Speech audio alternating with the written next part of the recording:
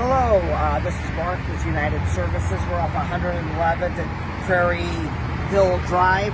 We're going to be doing a paint job on this customer's house. As you can see, it's very, very rough.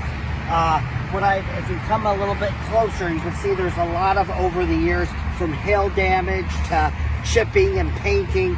Some of the nails will go on the other side and show you the rusted nails. But what I'm going to do is prep all the walls, make sure no paint gets on the walls. It's aluminum soffit and fascia. So all we're doing is just the walls only. There's a new paint out. It's a primer called Rejuvenate. So I'm going to do one coat of Rejuvenate in the iron gray. It's a James Hardie Sherwin Williams color. It's a very thick primer that covers blemishes like this right here. A little of the hail damage.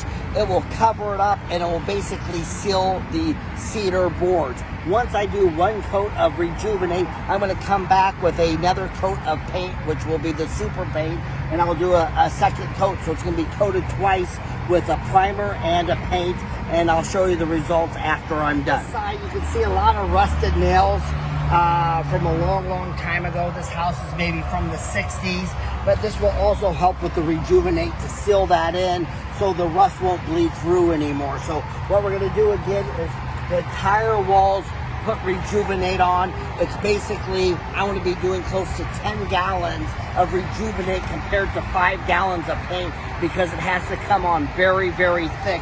And again, it covers all the blemishes and all the faults in the actual cedar planks. Then again, we will paint with the super paint on the rest of the house.